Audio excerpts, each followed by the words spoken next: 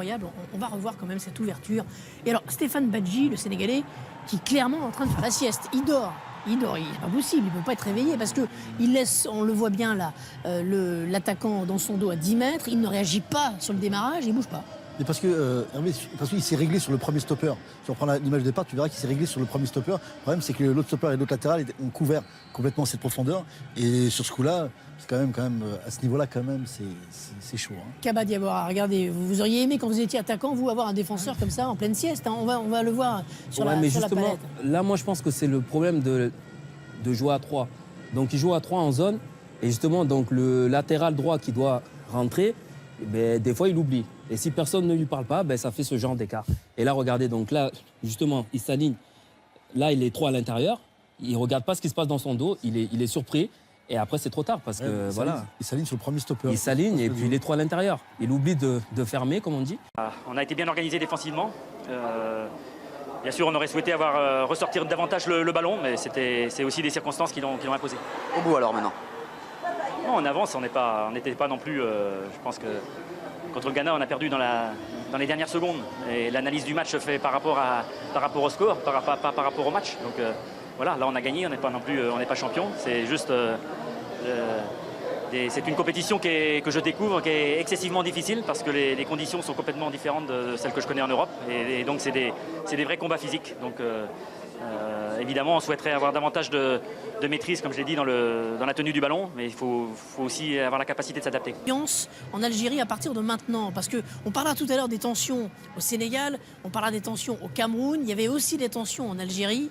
Les opinions publiques sont très à l'affût des résultats. Est-ce que l'Algérie maintenant va retrouver de la sérénité? Est-ce que c'est parti? Est-ce que l'Algérie est partie pour faire une grande CAN? Tu sais, comme toutes les grandes équipes, comme je te disais au départ, qui ont fait le mondial, on voit qu'il y a une grande expérience. Maintenant, comme on n'a jamais, avec cette équipe-là, on n'a pas gagné grand-chose. La dernière CAN, on est sorti au premier tour. Là, avec cette jeunesse et avec ce qu'ils montrent aujourd'hui, on sait qu'en général, sur le troisième match et sur le quart de finale, là, on va voir réellement les ambitions et réellement, on va voir sortir qui est réellement le favori de cette poule. Avec ce qu'ils ont fait aujourd'hui, je pense que la confiance va être là. Et je pense qu'on risque d'être dans le carré final. Je pense réellement. Le peuple algérien va retrouver la confiance, Chérif Oudjani? Oui, surtout avec le match qu'ils ont fait ce soir. Donc, ils ont quand même 6 points. Après, comme dans beaucoup de sélections, il y a toujours un scepticisme qui entoure chaque équipe avant chaque grande compétition. Ça va le faire, ça va pas le faire. Et après, ce sont les résultats et la manière qui font que ça donne une confiance. Et là, je pense que l'Algérie a emmagasiné de la confiance parce que le Sénégal, c'est quand même pas n'importe qui. Plusieurs reprises, on va dire qu'il va avoir l'opinion publique contre lui, là, pour le coup. Ouais, je pense que c'est ça, parce que franchement, ils ne savaient pas sur quel système partir. Donc, moi, je les ai fait au premier match. Ils ont commencé la première mi-temps à 3, ils ont rectifié à la mi-temps, ils sont passés à 4 et puis... Le cinquième arbitre. Beaucoup de coups du sort quand même pour cette équipe du Sénégal aujourd'hui, qui a également perdu Cheikh Mbeng assez rapidement dans la partie. Des images extraordinairement spectaculaires et inquiétantes dans un premier temps, hein, sur un choc frontal. Mbeng, le Rennais, qui va avoir le crâne fracassé, qu'on a vu presque dans un état chancelant sur le bord de la touche et en sang surtout. Hein. Impressionnant.